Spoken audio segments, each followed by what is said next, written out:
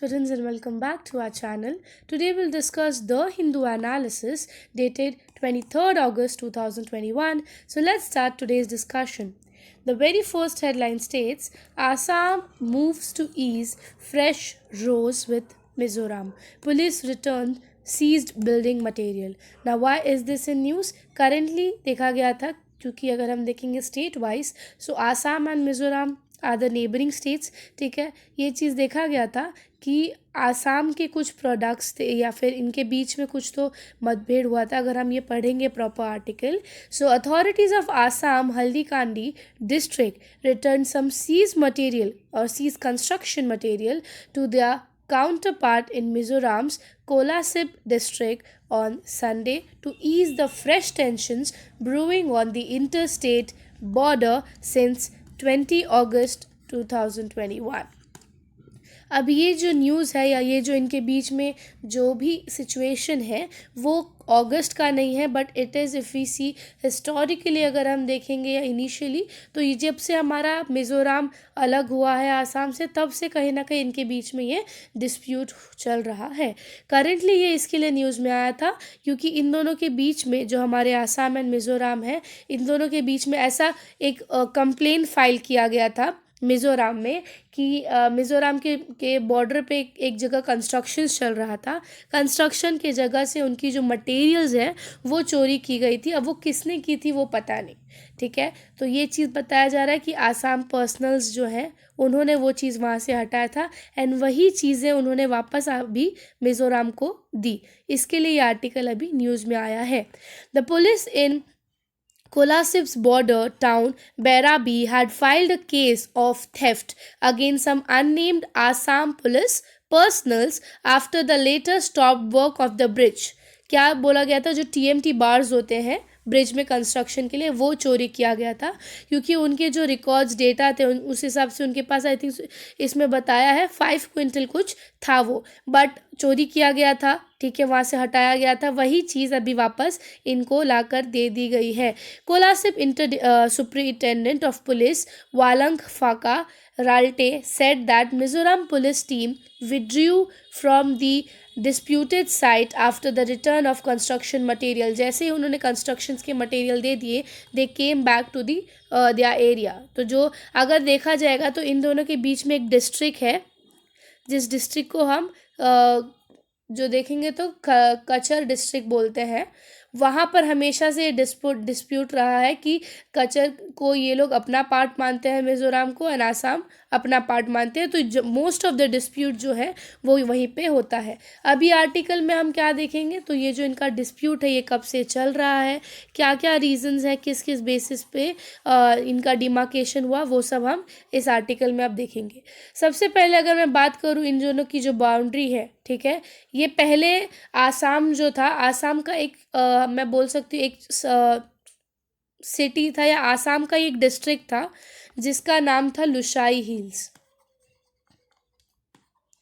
आसाम का एक छोटा सा डिस्ट्रिक्ट था जिसका नाम था लुशाई हिल्स, जो बाद में जाके 1987 में एक अलग हम बोल सकते हैं स्टेट बना. ठीक है, एंड जिसको आज हम मिज़ोरम बोलते हैं. सो लुशाई हिल जो है वो मिज़ोरम का पुराना नाम है. If we first thing speak about the boundary issue between Assam and Mizoram वो अब से नहीं है. it is from the formation of Mizoram. Mizoram पहले 1972 में यूनियन टेरिटरी बना था एंड देन 1987 में it became a full-fledged state. So in India, interstate disputes are multifaceted. Beside the disputes over the boundary, there is also dispute over sharing water, migration, the federal polity of India. तो एक चीज़ हमें जानना था ये Lushai hills क्या है. ठीक है, फिर मिज़ोरम जो है पहले यूनियन टेरिटरी बना एंड देन बाद में फुल फ्लेज स्टेट बना. अब अगर हम की पॉइंट देखें दोनों स्टेट्स के बारे में, the boundary issue between Assam and Mizoram date backs during the colonial era. क्यों कॉलोनियल एरा अगर मैं बोलूँ तो उसी टाइम से ब्रिटिश राज के टाइम से डिमार्केशन की हम बोल सकते हैं कि उन लोग का ये बोलना था कि we want a different state. Mizoram का उस टाइम से ये चीज़ बोलना था.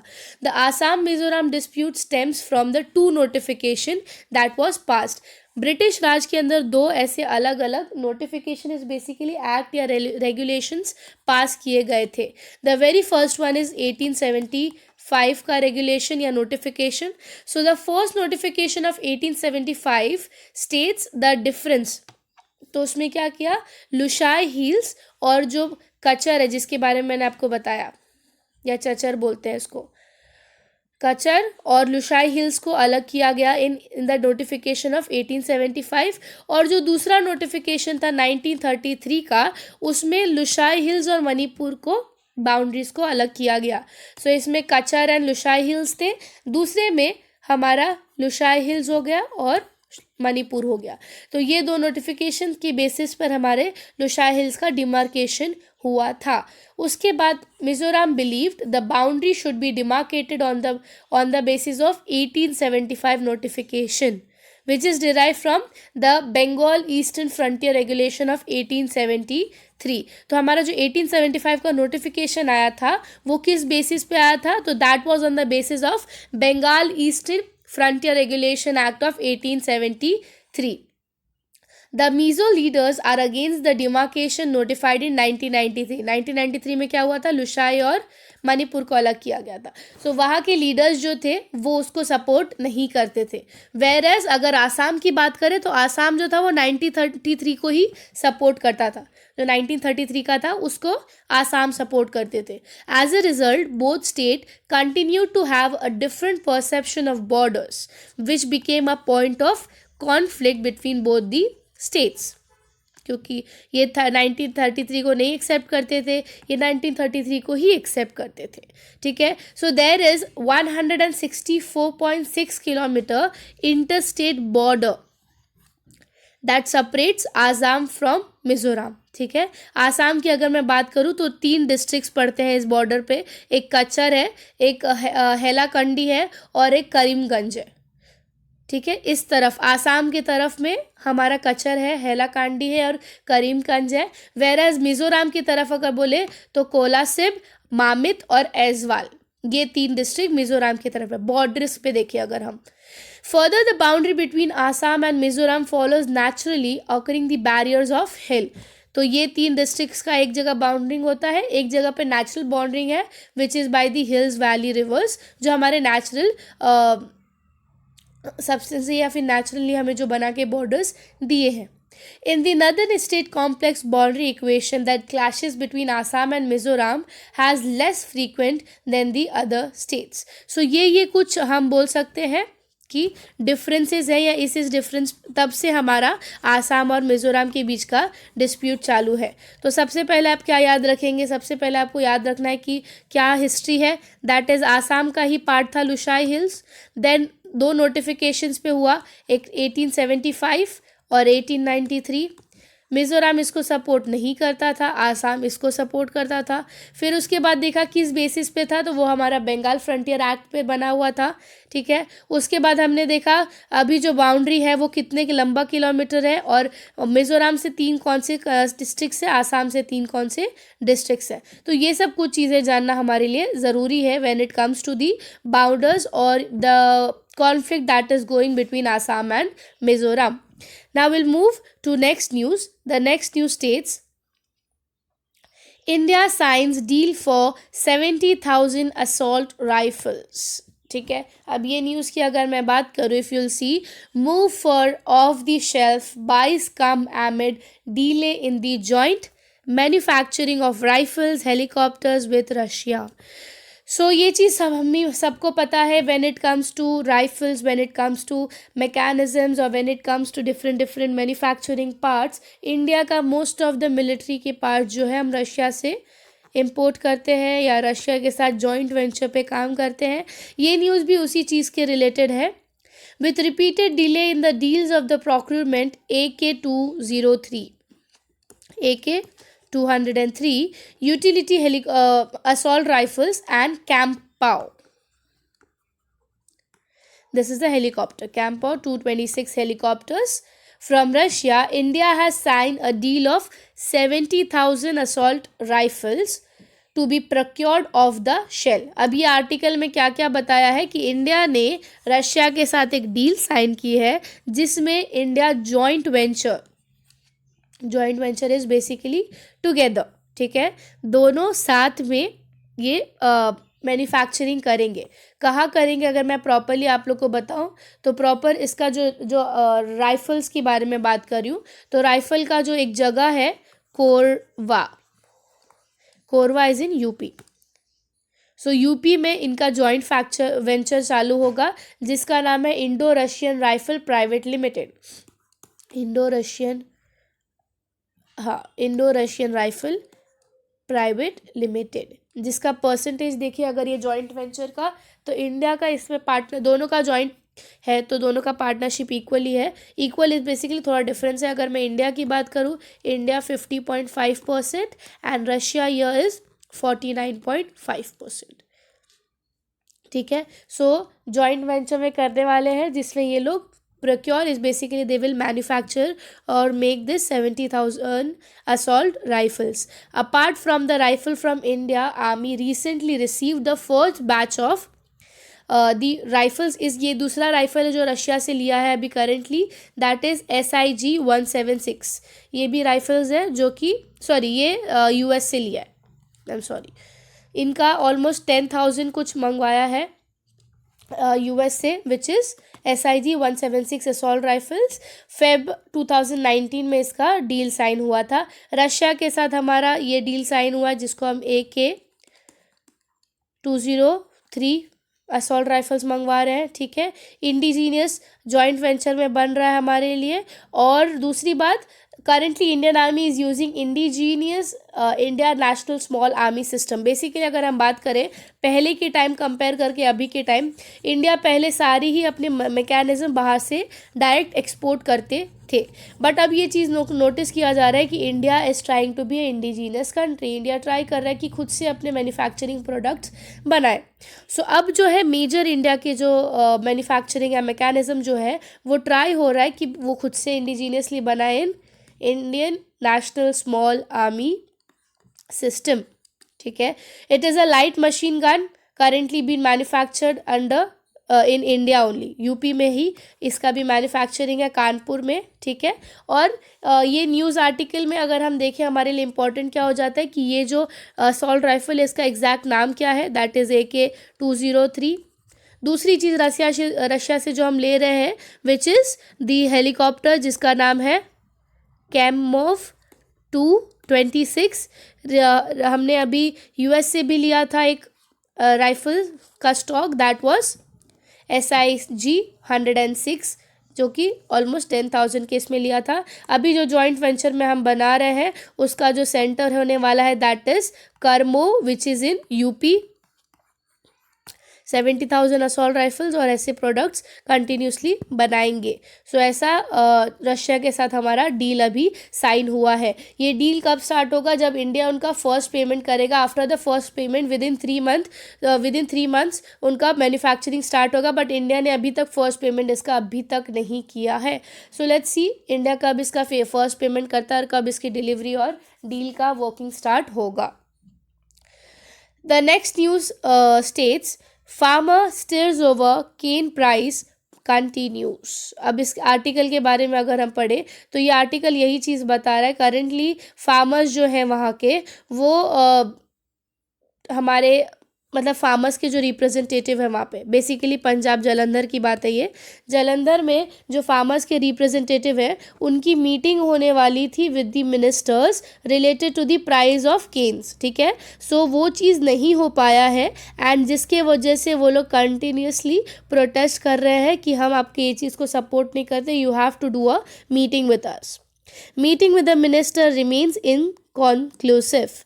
Farmers seeking a hike in sugarcane price continue to block the rail tracks and national highways in Punjab Jalandhar as a meeting between their representative and state ministers have remained inconclusive, with another round scheduled with agriculture experts on Monday. So इसके वजह से they are continuously agitating और protest हो रहा है उनका कि we want a proper meeting, we are not supporting this price until unless आप हमारे साथ प्रॉपर इस पर डिस्कशन करो कैसे क्या होगा, ठीक है। मीटिंग, वो लोग बोल रहे हैं कि we want a meeting. Another senior farmer leaders Balbir Rajewal told reporters that blockade will continue till the demand of hike in cane prices met. The blockade by the farmers have been affecting the movement of train, vehicular traffic, emergency vehicles, etc. So experts का अगर हम माने तो experts का ये बोलना है कि officers of corporations and agriculture department will hold a meeting with Jalandhar with the farmers representative and calculations regarding to it will be worked out. उनका ये बोलना है कि हम मीटिंग ज़रूर करेंगे, ठीक है। प्रॉपर डेट एस्टिमेशन वो लोग अब तक नहीं दिए। अब ये आर्टिकल में हमारे लिए थोड़ा इंपॉर्टेंट, इसमें क्या देख लेंगे हम या इसमें क्या पढ़ लेंगे कि ये जो फूड की प्राइजेज हैं, जो फूड ग्रेन्स बिकते हैं, तो वो किस बेसिस पे बिकता है, क्या कमिटी कौन करता है, वो हम इसके बारे में इस आर्टिकल में थोड़ा सा जान लेते हैं from exam point of view. So इस आर्टिकल में हम देखेंगे आज दैट इज़ APMC। APMC का फुल फॉर्म अगर मैं बताऊँ तो that is agricultural produce market committee. Agriculture produce market committee अगर मैं बात करूँ एक मार्केट बॉडी है या मार्केटिंग बॉडी है, ठीक है। इनका ये स्टेट गवर्नमेंट के थ्रू हर एक स्टेट में प्रॉपर इस्टेब्लिश किया जाता है।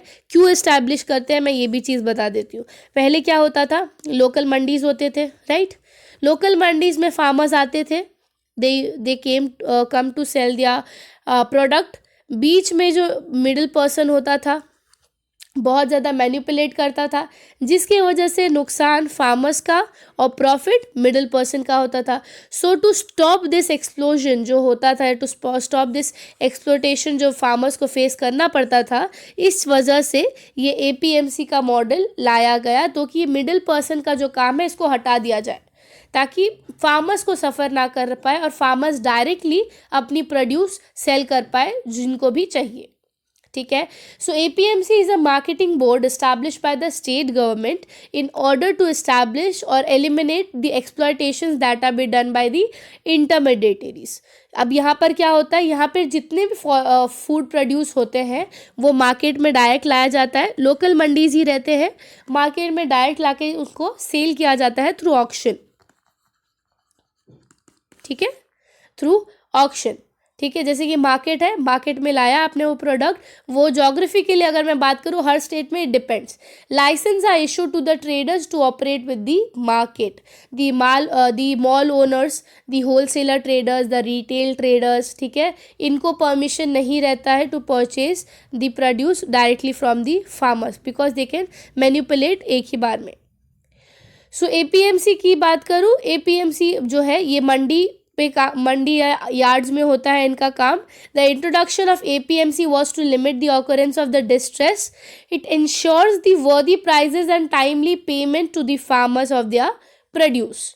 Then it is also responsible for the regulation of agricultural trading practices, ठीक है। It improves the market efficiency, producer seller interest direct one two one conversation होता है, किसी थर्ड पर्सन की यहाँ पे ज़रूरत नहीं होती है। इसके लिए APMC बहुत ज़्यादा ज़रूरी है या APMC ज़्यादा बेनिफिशियल है फार्मर्स के लिए। अब अगर APMC की बात करूँ तो APMC का जो मॉडल है वो 2003 में आया गया था।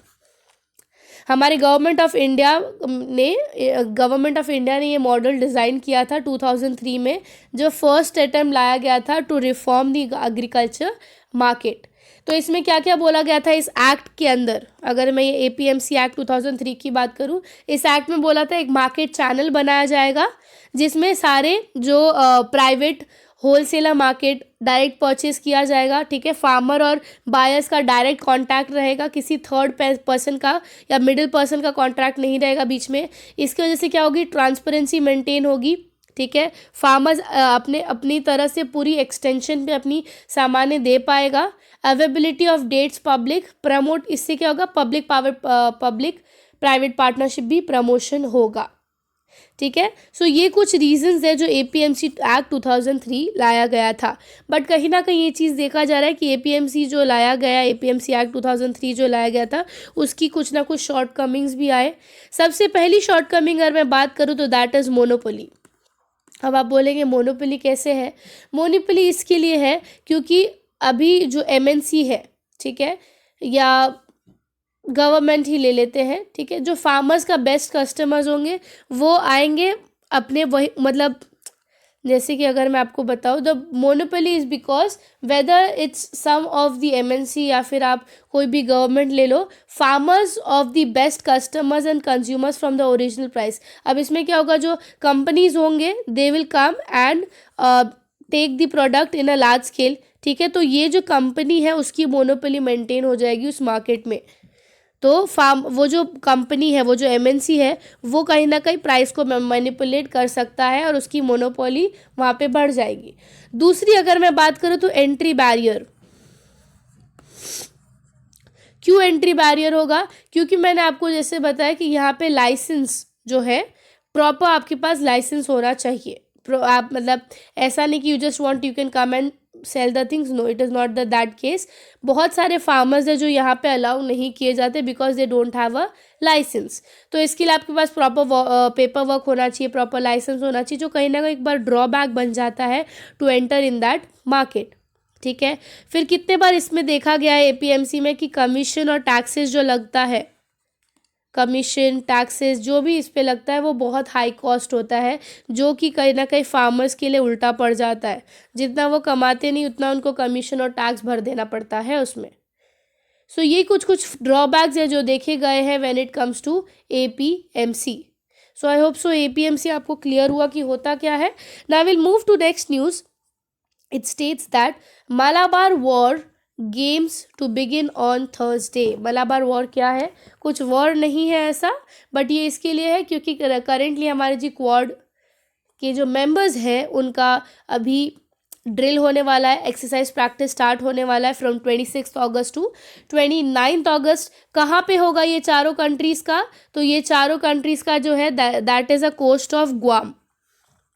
ये जो कोस्ट ऑफ ग्वाम है इट इज़ बेसिकली यूएस की तरफ है, ठीक है, यूएस का एक लैंड टेरिटरी है।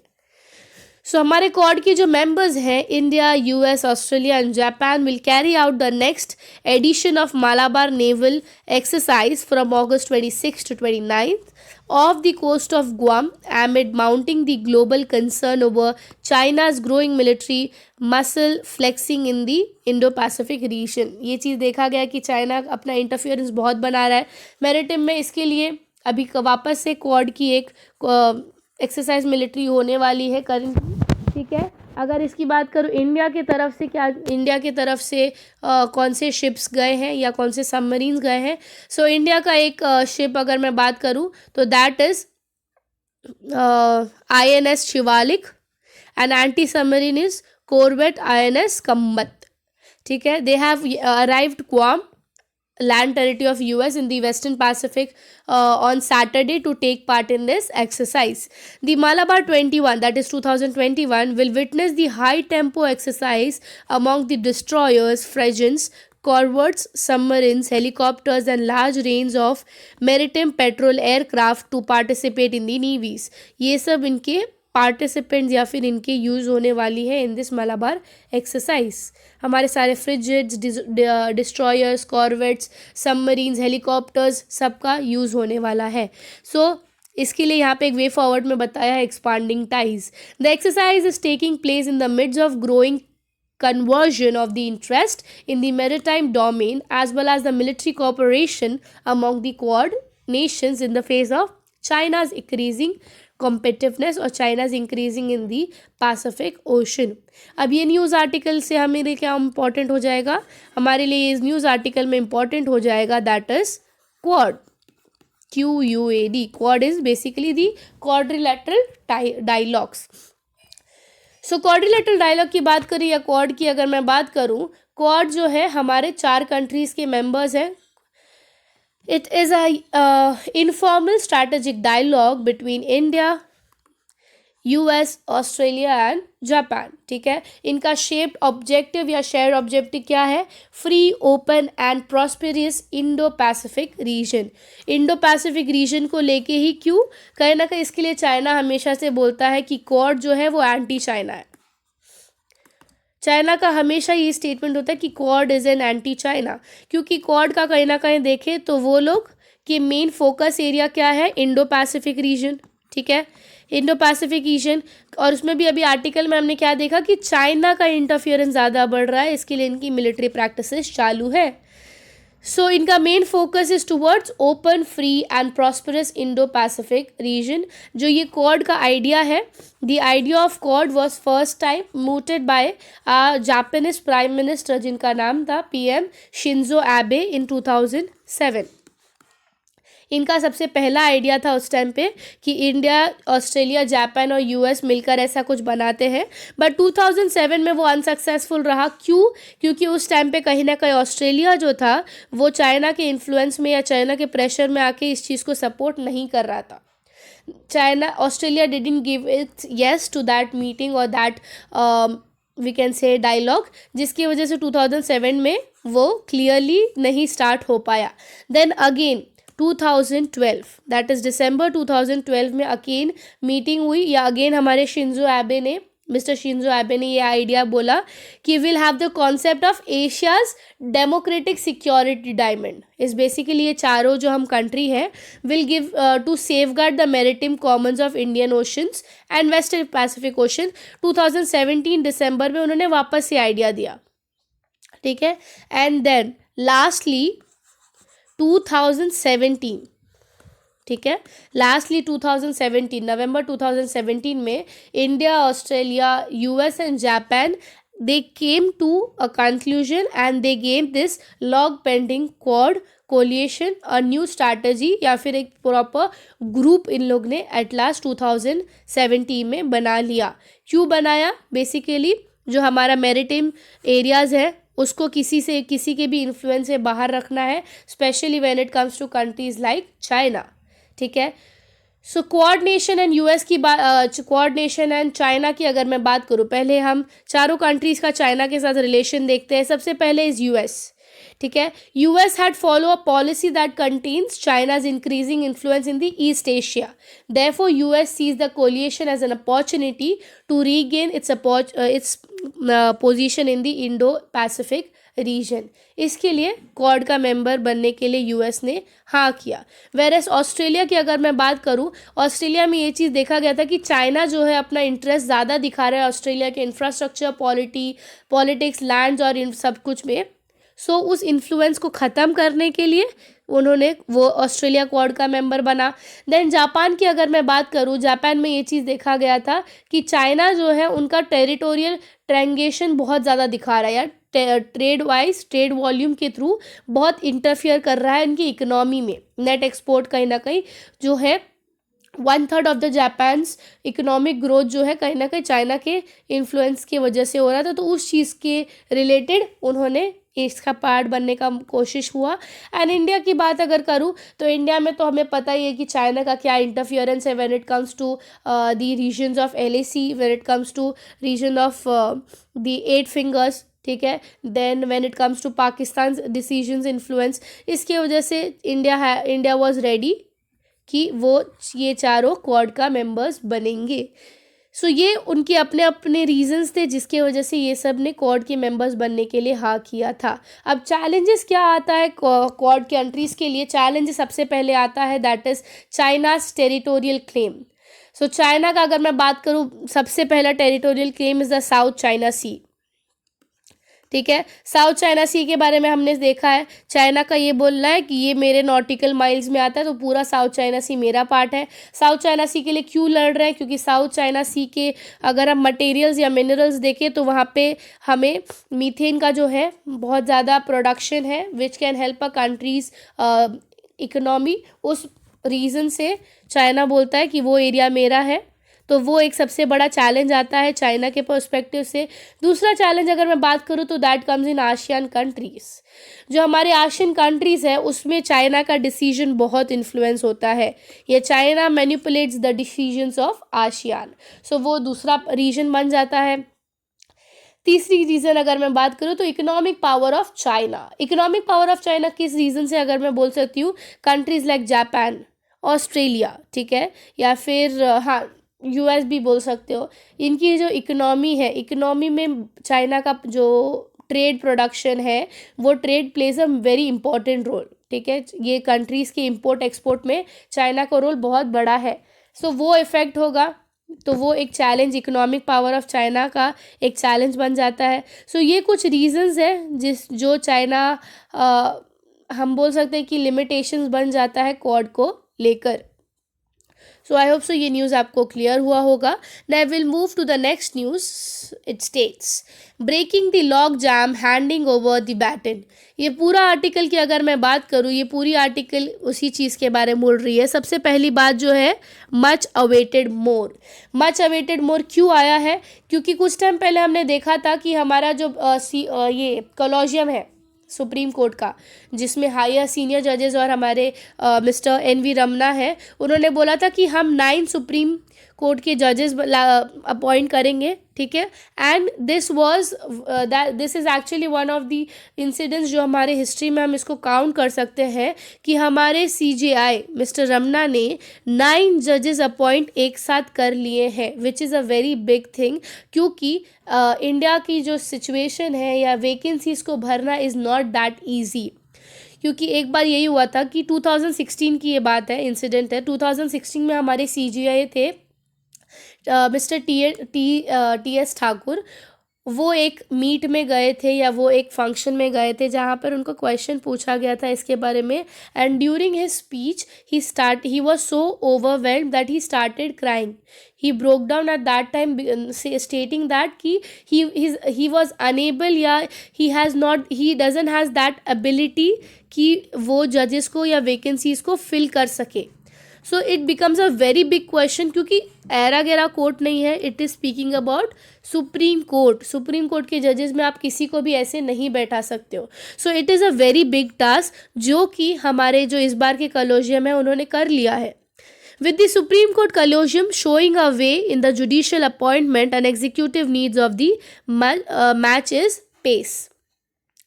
सो ये एक बहुत बड़ा इनिशिएटिव है जो हमारे जजेस ने लिया और उन्होंने 9 जजेस को अपॉइंट कर लिया है विद इन अ टर्म, एक ही बार में, within a week I think so ये चीज़ हो चुकी है कि दे हैव अपॉइंटेड 9 जजेस टुगेदर। ये 9 जजेस हमारे सुप्रीम कोर्ट के अपेक्स कोर्ट के जज बनेंगे। अब इसमें क्या डिफ़िकल्टी आई थी इनको? ऑब्वियसली सुप्रीम कोर्ट का जजेस बनाना इज़ नॉट एवरीवन्स वर्क, ठीक है, it is not that easy, but ये चीज़ उन्होंने कर लिया है। अब ये आर्टिकल में हमारे लिए एक चीज़ इंपॉर्टेंट हो जाता है, दैट इज आर्टिकल 142 के बारे में हम देखेंगे। उससे पहले यहाँ की जो चीज़ें हैं वो हम क्लियरली कर लेते हैं। अगर आप यहाँ पे देखेंगे, India's need for transparency and the unwarranted need for transparency is basically अगर कॉलेजियम में जो जजेस बनाए हैं इनके लिए, इनको जो बनाए, एक ट्रांसपेरेंसी मेंटेन होना चाहिए ताकि लोगों को भी बिलीव हो इन पर एंड लोग सपोर्ट करें। So there needs to be a transparency, then only the working of Supreme Court can be beneficial. So अब इस आर्टिकल में हम देखेंगे हमारे सुप्रीम कोर्ट की हिस्ट्री, अभी क्या करंट सिचुएशन है, किस बेसिस पे सुप्रीम कोर्ट बना और क्या क्या चीज़ें हैं। सबसे पहले अगर मैं बात करूँ सुप्रीम कोर्ट की, तो it is our apex body, final court of appeal है हमारा, ये सबको पता है। हाईएस्ट कॉन्स्टिट्यूशनल कोर्ट है, ठीक है, which has the power of judicial review also. Supreme court की बात करूँ तो हमारा रेगुलेटिंग एक्ट ऑफ 1773 में ये चीज़ बोला गया था कि we should have a supreme court, and at that time हमारा Supreme Court was at Calcutta, ठीक है, as a court of record and full power and authority. So Regulating Act of 1773 में हमें ये चीज़ बोला था कि we should have a supreme Court, और उस टाइम पे हमारा सुप्रीम कोर्ट कैलकटा में ओपन हुआ था। It was establish to hear and determine all the complaints of any crimes and also to entertain, hear and determine the suits और actions related to Bihar, Orissa and Bengal. Supreme Court at Madras, Bombay were establish by King George III, ठीक है। पहला कैलकट में हुआ था, उसके बाद मेड्रास में भी सुप्रीम कोर्ट ओपन हुआ, विच वॉज ओपन इन 1800, और फिर बॉम्बे में भी हुआ, बॉम्बे में 1823 में हुआ था। ये दोनों जो है हमारे किंग जॉर्ज III ने ओपन किया था या एस्टैब्लिश किया था।